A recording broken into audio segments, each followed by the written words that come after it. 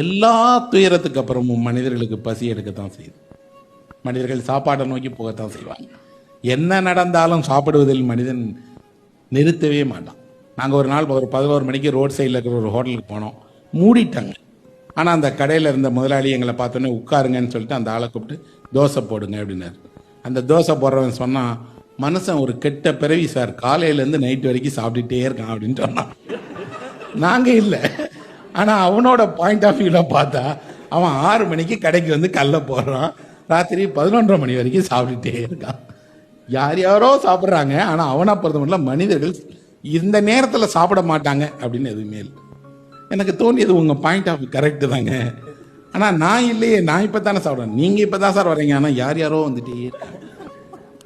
ஆனால் ஓய்வில்லாமல் உலகம் வந்து ஒரு உணவு தொழிற்சாலையாக இயங்கிட்டே இருக்கு. இந்த தொழிற்சாலையில் இந்த உணவை கொடுத்து உங்களை என்னை எல்லோரையும் உருவாக்கியவர்கள் நாம் அல்ல, பெண்கள். அவர்களை நாம் வந்து என்ன பண்ணுறோம் அப்படின்னா அலட்சியமாக நடத்துகிறோம். எவ்வளோ அலட்சியமாக நடத்துகிறோன்னா, ஒரு உணவகத்தில் கூட உங்களுக்கு பிடிக்காத ஒரு உணவை கொடுத்துட்டாருன்னா ஒதுக்கி வச்சுட்டு போயிட்டே இருப்பாங்க, திட்ட முடியாது.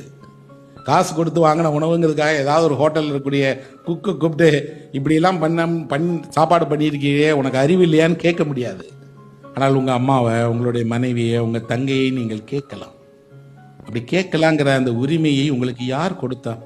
நீங்களாக எடுத்துக்கிறீங்க. அவர்கள் உங்களோடு இருப்பதால், உங்களை கவனிக்கிறதால. இந்த உலகில் நீங்கள் செய்யவே கூடாத ஏதாவது ஒன்று இருக்குன்னா, உங்களுக்கு உணவு கொடுக்கிறவர்களை ஒருபோதும் கோவித்துக் கொள்கிற அருகதையே உங்களுக்கு கிடையாது.